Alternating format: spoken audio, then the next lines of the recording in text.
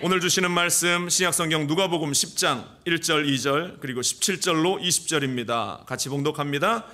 그 후에 주께서 따로 70인을 세우사 친히 가시려는 각 동네와 각 지역으로 둘씩 앞서 보내시며 이르시되 추수할 것은 많되 일꾼이 적으니 그러므로 추수하는 주인에게 청하여 추수할 일꾼들을 보내주소서 하라. 70인이 기뻐하며 돌아와 이르되 주여 주의 이름이면 귀신들도 우리에게 항복하더이다.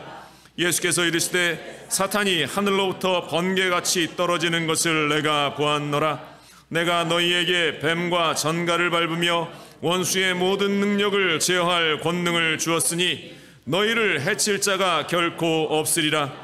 그러나 귀신들이 너희에게 항복하는 것으로 기뻐하지 말고 너희 이름이 하늘에 기록된 것으로 기뻐하라 하시니라.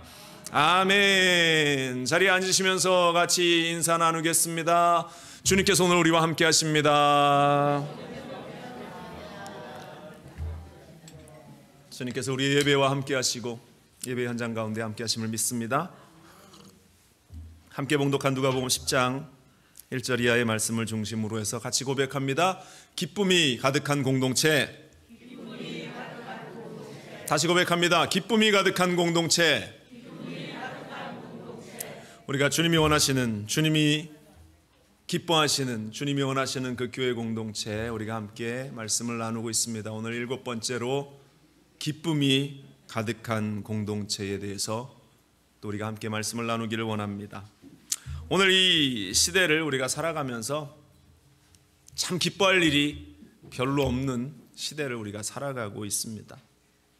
지난주에도 이렇게 보니까 자동차 기름값이 이 서버브 지역에도 5불이 넘어가서 와, 기름을 넣으면 뭐 그냥 한없이 기름 탱크 안으로 기름이 들어가는 것을 보면서 다시 한번 좌절을 느끼면서 어떻게 차 운전하고 다닐 수 있을까 이런 염려도 들고, 또 우리 사업장을 보면 사업도 힘들고, 또 가정에는 자꾸만 힘들고 어렵고 복잡한 인생의 문제들만 계속 연이어서 우리에게 다가오는 것 같아서 어떤 분들은 이렇게 고백하더라고요. 차라리 내 빨리 은퇴해서 이 사업도 빨리 다 정리하고 그냥 리타이어 프로그램에서 나오는 그런 연금 받으면서 아무런 걱정 없이 내가 그냥 살면 좋겠다, 이러한 이야기들을 푸념하듯이 하시는 이야기들을 가끔씩 듣게 되는데요.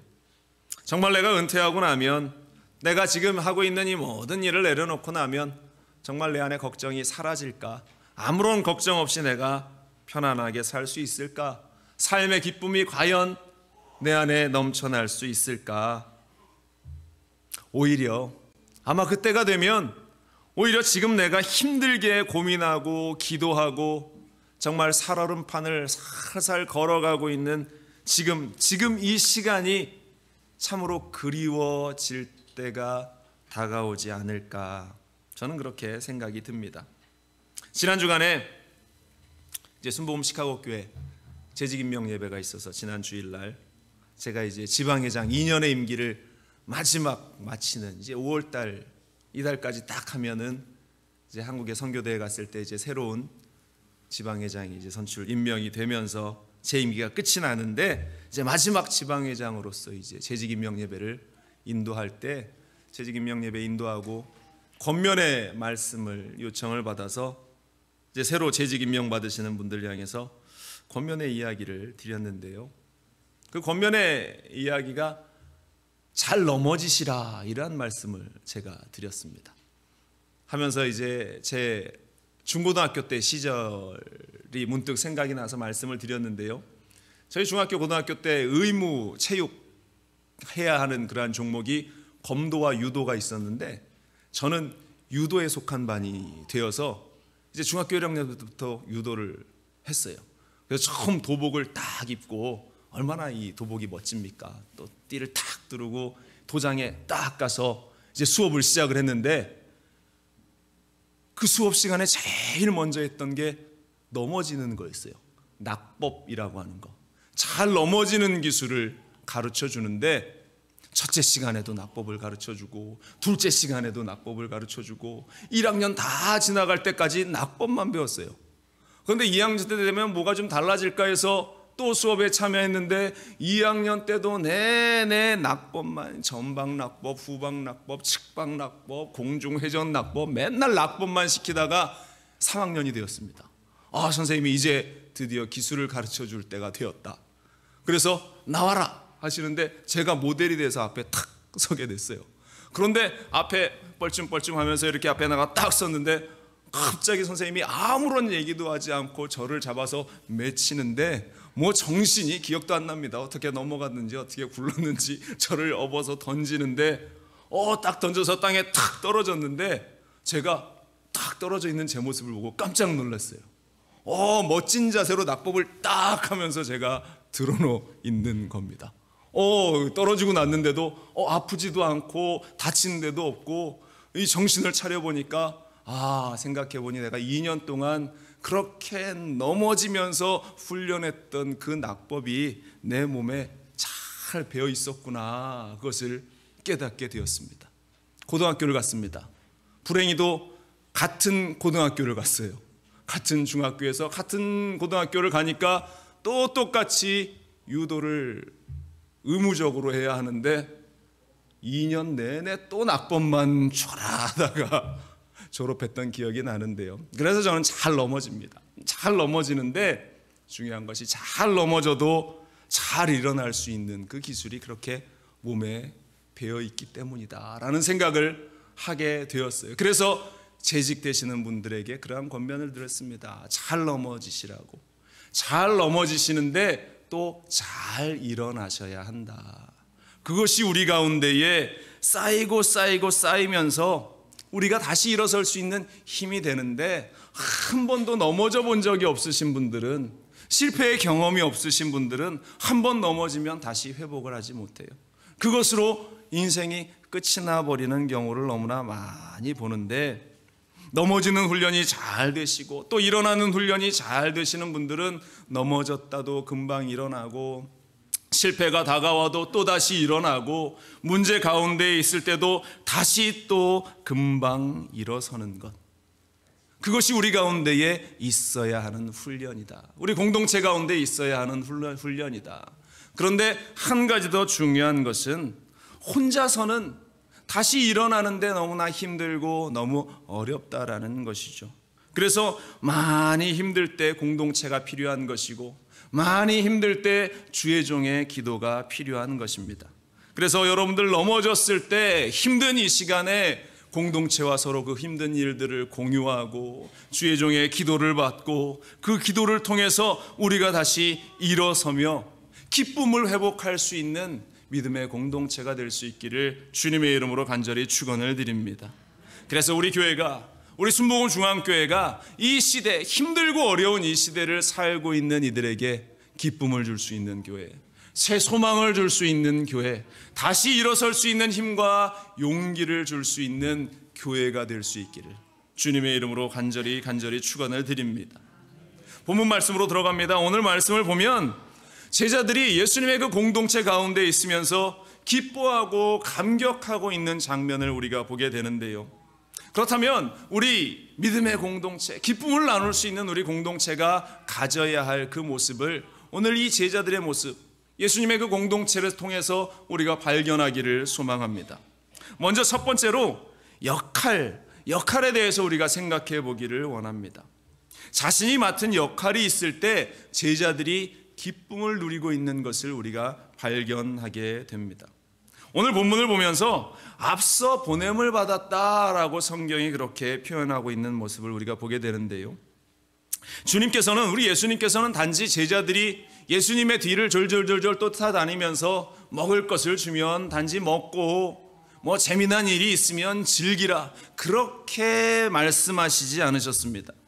주님께서는 그들에게 일을 맡기시기 시작하셨는데요.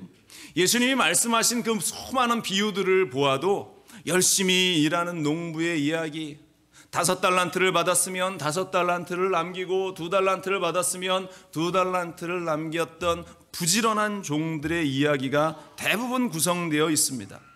그렇기 때문에 믿음의 공동체는 그 공동체의 구성원들 한 사람 한 사람이 자신에게 맡겨진 역할이 있을 때 그 공동체 가운데는 기쁨이 넘쳐날 수 있고 그 일을 맡아서 감당하는 사람들은 기쁨을 누릴 수 있다는 것입니다. 오늘 본문 1절 2절 이렇게 말하죠. 그 후에 주께서 따로 70인을 세우사 친히 가시려는 각 동네와 각 지역으로 둘씩 앞서 보내시며 이르시되 추수할 것이 많되 일꾼이 적으니 그러므로 추수하는 주인에게 청하여 추수한 일꾼들을 보내주소서 하라 말씀하셔요. 친히 가시려는 각 동네와 각 지역으로 둘씩 앞서 보내셨다. 주님이 그 동네 선교의 현장으로 가시기 전에 이제 방문하기 전 사전 준비팀 35개 팀 70명을 구성해서 그 동네로 예수님께서 보내신 그 장면입니다. 제자들의 입장에서 난생 처음 이제 그 역할을 맡아서 사명을 맡아서 둘씩 짝져서 그들이 그 마을로 들어가는 그 현장 속에서 제자들의 감정이 어땠을까? 제자들의 그 모습이 어땠을까? 굉장히 설레고 흥분되고 또 한켠 두려움이 가득하지 않았겠습니까? 제가 이 말씀을 준비하면서 처음 미국에 선교사로 파송받아서 왔던 때가 기억이 났어요.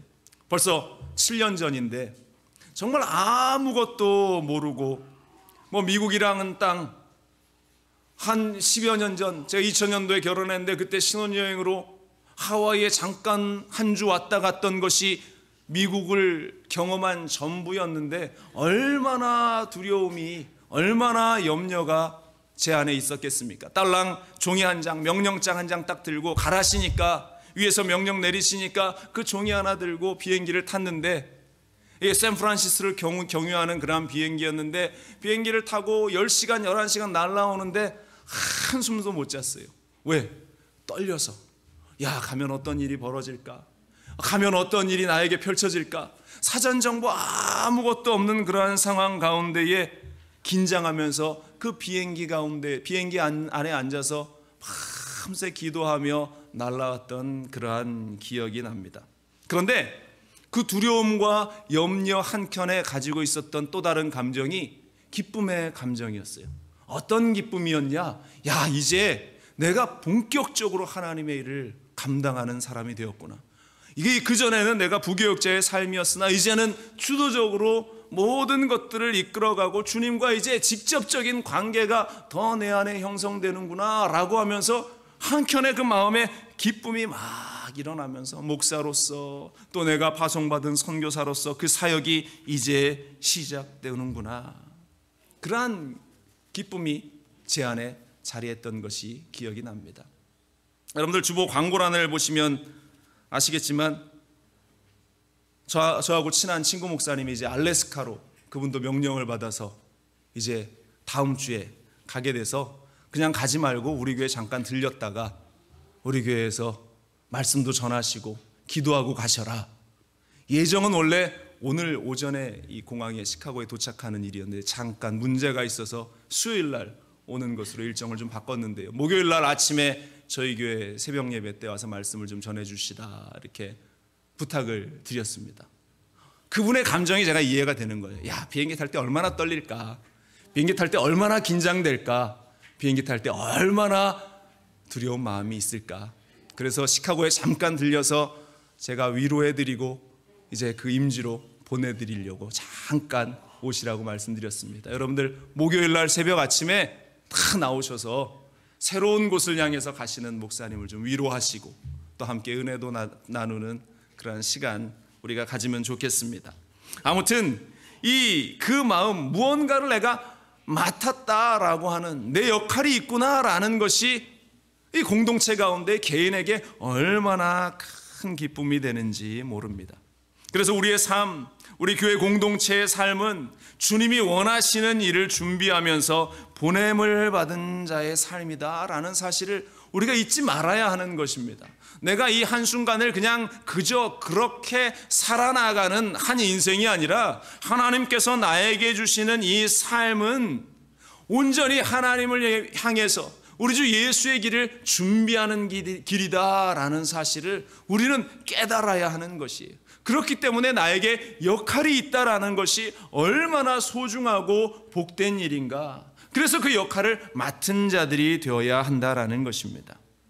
그러나 주님의 길을 준비하는 그 역할, 그 길은 안전하고 환영받는 길만은 아니다라는 것입니다. 안전해서 환영받아서 내가 기쁨을 누릴 수 있는 그 길이 아니다.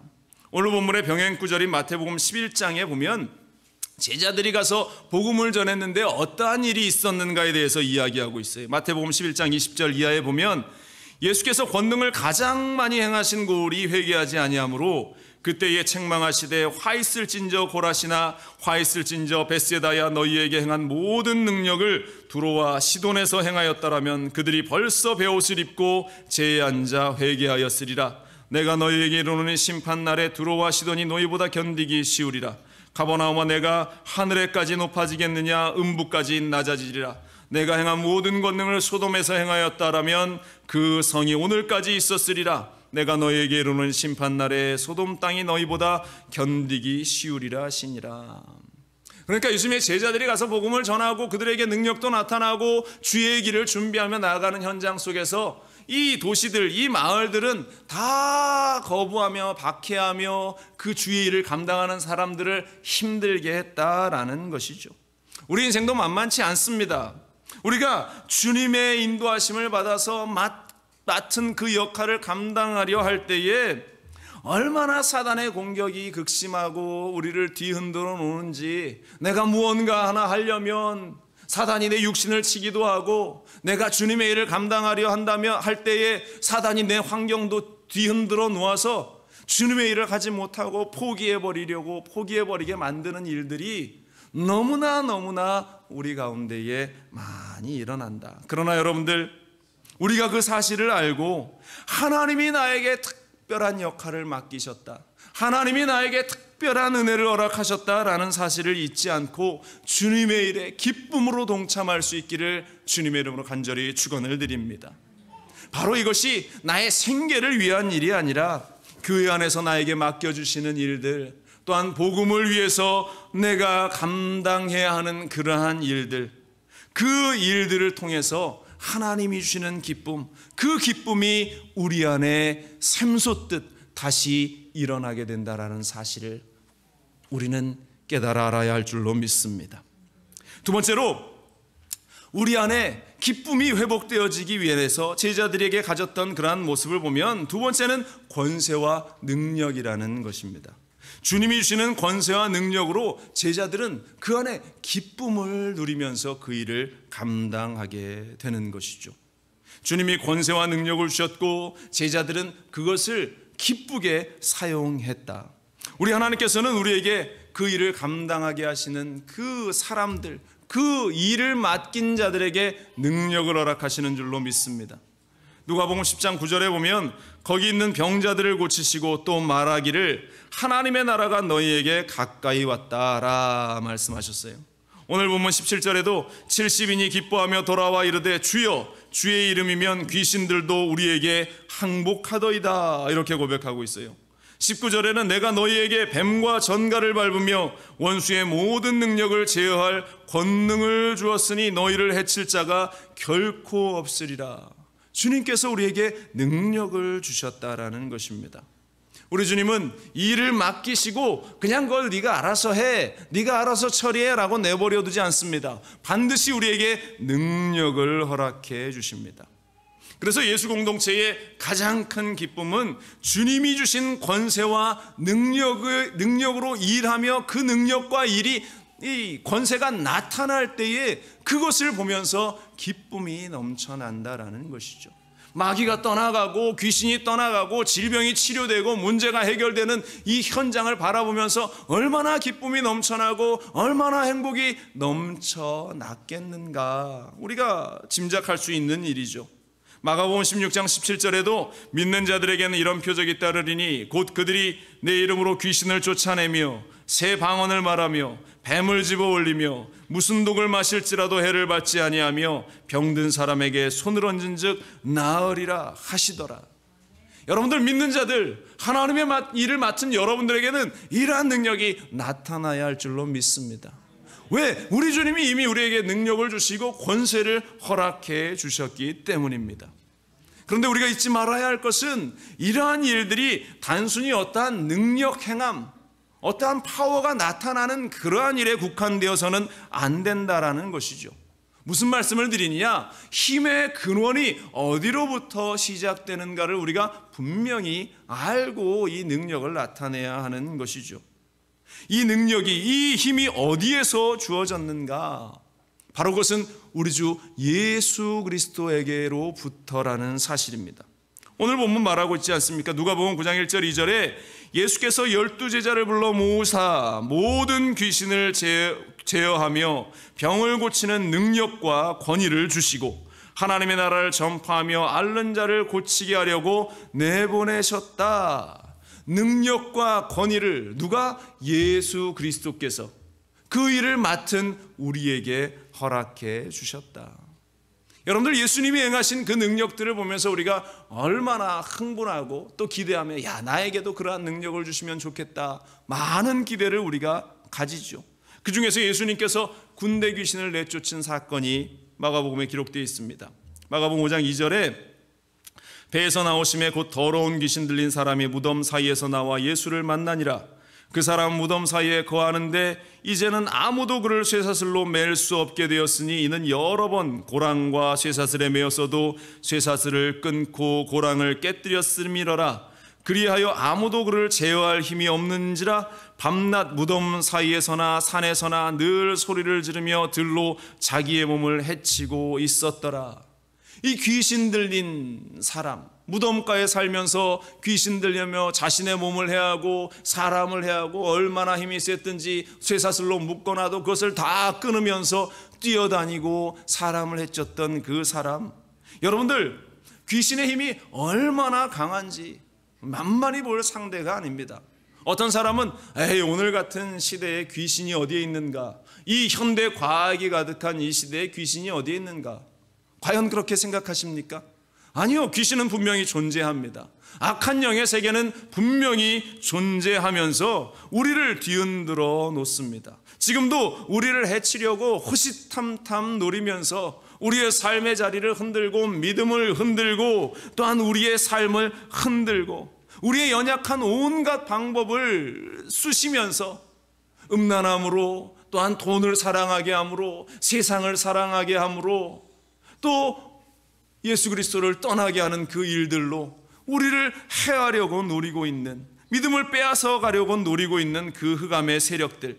그러나 예수 그리스도의 권세 아래 이 귀신의 세력은, 마귀의 세력은 아무런 힘도 아무런 존재의 가치도 나타낼 수 없다라는 사실을 우리는 기억해야 할 줄로 믿습니다. 마가복음 5장 7절에 큰 소리로 부르짖어 이르되 지극히 높으신 하나님의 아들 예수여, 나와 당신이 무슨 상관이 있나이까? 원하건대 하나님 앞에 맹세하고 나를 괴롭히지 마옵소서 하니, 이는 예수께서 이미 그에게 이르시기를 더러운 귀신아 그 사람에게서 나오라 하셨습니다. 이에 물으며 내 이름이 무엇이냐 이르되 내 이름은 군대니 우리가 많음이니이다. 이렇게 귀신이 예수님 앞에서 발악하며 이야기하고 있는 장면. 주님이 가지시는 이 힘은 단지 귀신과 같은 그러한 능력의 수준이 아니죠. 힘의 근원이 이 온 우주 만물을 창조하신 하나님으로부터 비롯되었기 때문에 그 힘을 우리에게도 허락해 주셔서 하나님을 사랑하고 하나님의 일을 감당하는 우리에게 주님께서 능력을 허락해 주셨다. 그런데 그 능력이 어디로부터? 예수 그리스도로부터 나온다라는 사실을 우리가 고백하면서 그 힘을 사용하고 그 능력을 사용할 때에 악한 원수 마귀의 세력, 흑암의 세력은 떠나게 된다라는 사실입니다. 여러분들, 우리 하나님께서 나에게 주신 능력과 나에게 주신 권세를 가벼운 것으로 여기지 말기 바랍니다. 예수 그리스도의 이름으로 여러분들 그 일을 행하고 예수 그리스도의 이름으로 흑암의 세력을 쫓아내버리는 저와 여러분들이 될 수 있기를 간절히 축원을 드립니다. 그런데 이 능력이, 하나님이신 이 권세가 단지 흉내낸다고 되는 일이 아니에요.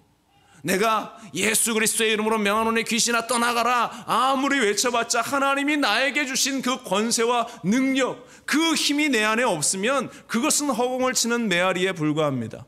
사도행전에 예수님의 제자들이 예수 그리스도의 이름으로 귀신을 쫓아내고 또한 병자를 치료하는 그 일들을 보면서 믿음이 없는 자들이 흉내를 내기 시작합니다. 예수님의 이름만 외치면 저런 일이 나타날까? 그러면서 흉내냈던 사건이 사도행전 19장에 기록되어 있어요. 이렇습니다.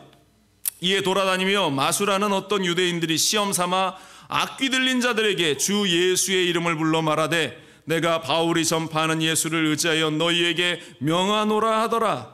유대의 한 제사장 스게와의 7 아들도 이 일을 행하더니 악귀가 대답하여 이르되 내가 예수도 알고 바울도 알거니와 너희는 누구냐 하며 악귀 들린 사람이 그들에게 뛰어올라 눌러 이기니 그들이 상하여 벗은 몸으로 집으로 도망하느니라.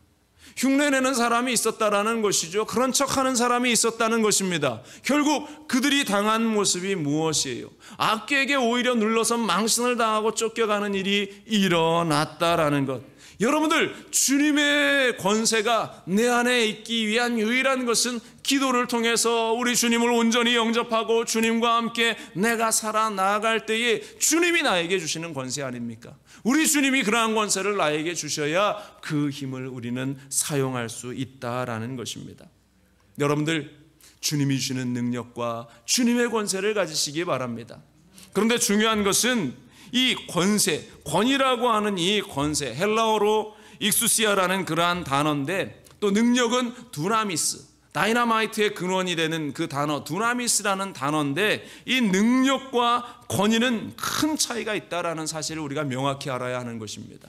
능력이라고 하는 것은 우리가 자동차를 운전하듯이 이 큰 덤프 트럭을 여러분들 운전한다 생각해 보세요. 시동을 훅 걸면 무릉 시동이 걸려서 차가 강력한 마력으로 힘을 얻어서 앞으로 나아갑니다. 자동차가 앞으로 나아가는 그 근원, 그 힘을 이 두나미스, 힘, 능력이라고 이야기하는데 그 힘과 능력을 제어하는 것은 무엇이냐? 권위, 권세라는 것입니다. 그 힘찬 덩어리도 큰 덤프트럭이 앞으로 걸어 나가는데 그 덤프트럭을 한 방에 세울 수 있는 그 권세, 그 권위는 어디에 있습니까? 경찰관이 앞에 서서 이 호루라기 한 번만 불면 그 덤프트럭은 그 경찰관의 손짓에 설 수밖에 없는 것입니다. 바로 그것을 권세, 권위라고 이야기하는데, 그렇기 때문에 이 능력이라고 하는 것, 사단이 2,000마리 3,000마리 그 능력을 가지고 우리에게 덤빈다 할지라도 우리의 권세는 그 모든 것들을 제어할 수 있는 힘, 권세, 그 권위, 예수님으로부터 온 그 권위를 하나님이 우리에게 주셨다라는 사실을 우리가 알면서 그 모든 것들을 제어할 수 있는 힘이 우리 가운데 있음을 우리는 깨달아 알아야 하는 것입니다. 권위 있는 자의 외침에 아무리 강력한 힘을 가지고 있는 자라 할지라도 스탑, 멈출 수밖에 없는 것입니다.